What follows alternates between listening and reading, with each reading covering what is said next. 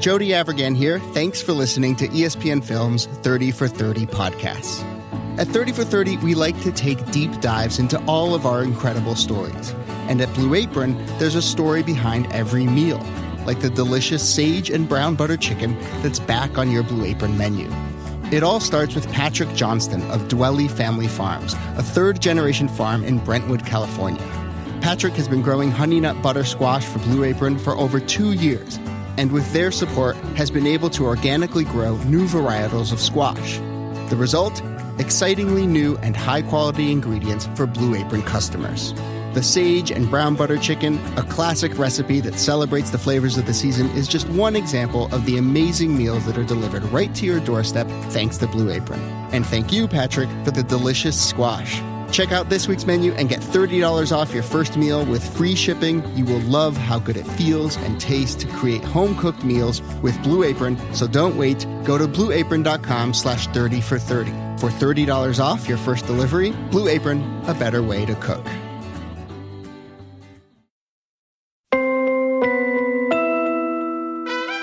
From ESPN Films and ESPN Audio, you're listening to 30 for 30 podcasts, presented by the Mini Countryman.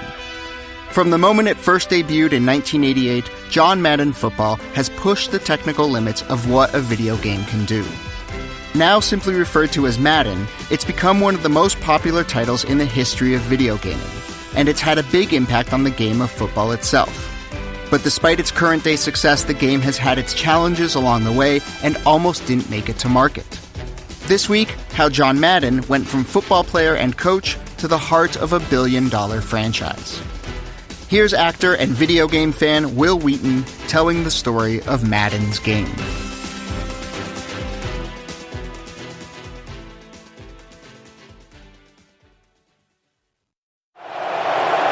Are leading 13-12, late stages, third quarter, with a 3rd and 9 at their own 2. Ben is back. He fires down the field, and it's caught on a dead run. That is Juju Smith-Schuster. Pittsburgh Steelers touchdown. 98 yards to the rookie Juju. We got Juju right here, too, so hang on. When 20-year-old Juju Smith-Schuster stepped to the mic for a post-game press conference, Juju, where'd you get all that speed? a different kind of game was on his mind. I don't know, to be honest, the reason why I kept looking back, because of, in Madden, my speed is like 82, 83. So I was like, nah, I think they're going to catch me, and then next thing you know, I pulled away. What should your speed be in Madden? I mean, after today, hopefully, it'll get boosted up. Today, Madden is one of the most popular video games in the world. It's referenced in press conferences and by TV announcers. Those aren't real numbers. He's playing Madden. Those are Madden numbers. And on NFL sidelines. That boy got a Madden control in them cleats, don't he? That boy got a Madden control in them cleats, don't he? But Madden is more than just a name on the cover. Hey, you want big-time football? The hits, the boom, the doink, the whap. It's all here. This is my game. To tell the story of this huge video game franchise, we need to tell the story of its namesake, John Madden. John is in his 80s now. Yeah. And it's kind of poetic that the legacy of this Hall of Fame coach lives on in a game.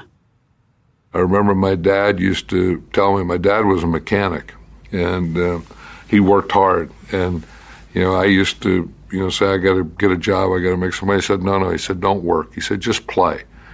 He said, there'll be a time when you have to go to work, and when you have to go to work, you'll work the rest of your life, so don't start it too soon. And my dad would be proud to know that I never started it.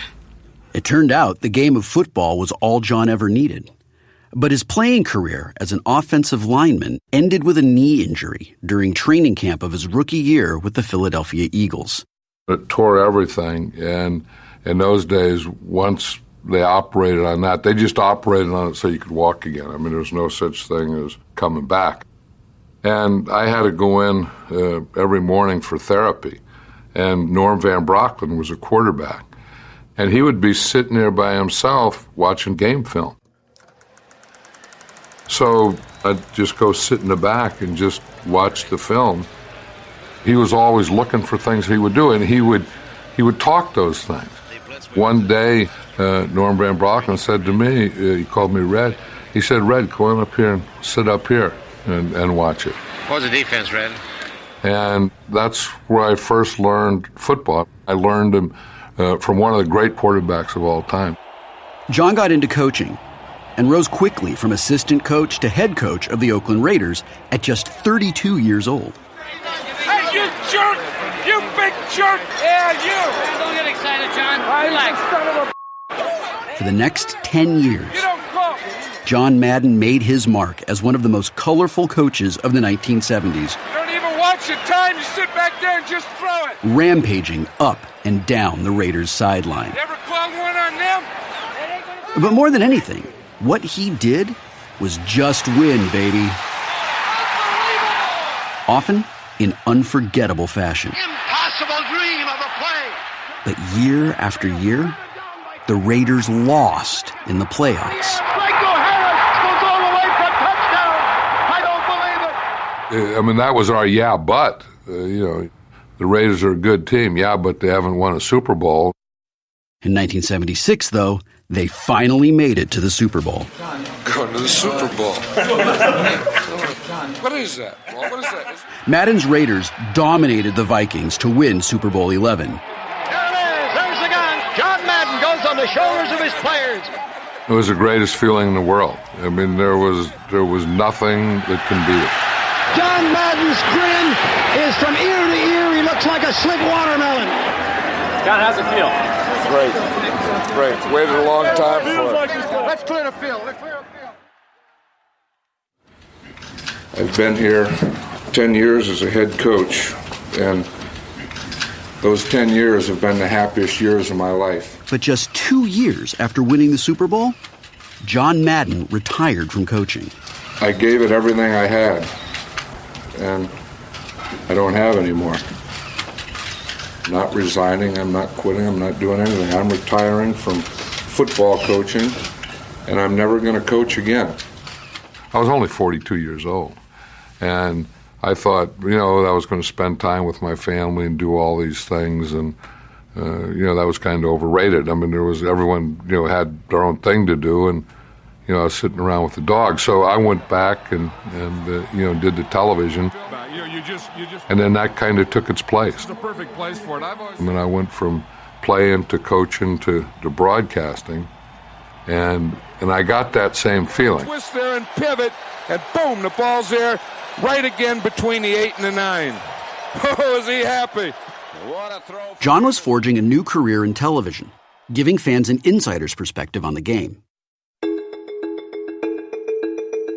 Among his viewers was a young fan named Trip Hawkins, who, as a teenager, had tried to invent a game about the sport he loved. Since I was a football player myself, the kind of game that I most wanted to make was a football simulation game. Football is really, frankly, just a modern warfare game. And it's all about capturing all the territory. When you capture all the territory, you get points for it. He modeled his idea after tabletop games, using things like paper, cards, numbers, dice, charts. You might compare it to something like Dungeons and Dragons. But even then, he knew this paper and dice game wasn't what he really wanted. Very quickly, I could tell that I wanted to play this with other people, and yet a lot of other kids didn't want to do it. They wanted to go watch TV. And then I heard about computers. Tripp studied computers and game theory at Harvard University. In 1982, he left a marketing position at Apple to start a video game company called Electronic Arts. In the very beginning, with Electronic Arts, the technology was quite limited. We had 8-bit computers that had very little drawing power, very little memory, hardly anything.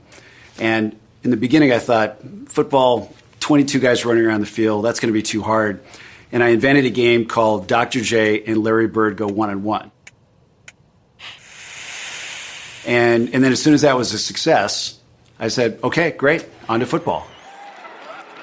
By the early 80s, That's a great play down on the bootleg. John Madden was establishing himself as the ultimate guide to football for millions of fans. He should square it off, give the quarterback his numbers. But what made him successful wasn't just his insight or even his coaching resume. John Madden was like an incredibly knowledgeable friend who is sitting next to you on your sofa, sharing a beverage and discussing the game with you. Now watch right here. Boom! That is a great stiff arm. That relatability drew in his audience, including David Hill, who would go on to become the president of Fox Sports. John was like that best friend sitting there, and he wanted you to know that at Lambeau Field, by God, it was cold. I think the weather's going to be cold. But what makes it better is the smoke that's coming in, and they're barbecuing the brats. They always got big old brats. I had one, too. I had a brat for breakfast. You got to be part of it. I mean, you can't be in an enclosed environment and do a football game. If it's cold and snowing or raining, you open the windows and let it come in. I mean, so you know what the heck it is. And not only do we have to be out in the elements, I know this probably sounds crazy, but we have to be standing up. You can't be sitting down. I never sat down at a football game in my life. John was a natural teacher, whether describing fans in parking lots or drawing plays on a screen. Now watch right here. Boom! He was always trying to better inform you as a listener. Most people don't really understand sports. They want to understand sports. And John loved educating the public in the game. See that movie Game on Irvin? John would tell you why. Before you go to the post, you give a corner move. Every time that you listened to a John Madden call, you were getting a PhD in football. When I started on the football project, I said, I need some help with football. I want to have an expert mentor advisor. So maybe I can go find a coach that would do this for a fee. But I thought, if I'm going to be paying a royalty on a football game, then I want the biggest name I can get. And it wasn't that hard to figure out that it was John Madden. In 1984, Tripp contacted John, who agreed to a meeting. But John had developed a fear of flying, so they met in an unconventional setting. His personal assistant at the time was Sandy Montag. I first met him when I was 22 years old, and, we traveled the country by train. Take 72 hours on Amtrak to go coast to coast, and imagine doing that without a cell phone. So you spent a lot of time playing cards, drinking Miller Lite. It defined who he was as a travels with Charlie sort of guy, John Steinbeck, seen the country. And so the arrangement was I'm going to fly into Denver and get on the train with him, and then we're going to spend 2 days on the train coming out to the West Coast, and we're going to sit around all day and talk football. And we get to the train station, and we meet him, and we get on board, and we get into the dining car, and we found out that John was such a famous customer of Amtrak at that time that even though the dining car was basically closed except for mealtime, they just let him use it all day long if he wanted. I'm not saying they are, but they would be capable of it. So we sat in the dining car.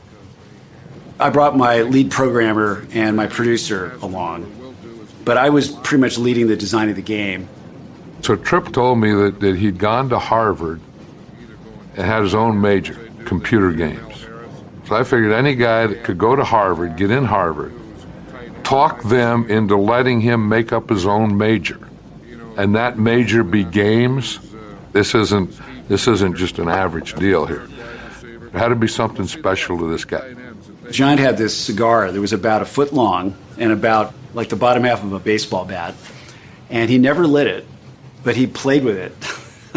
And we had a captive audience with him, and so in preparation for this meeting, I had produced a huge document and a long list of questions for John.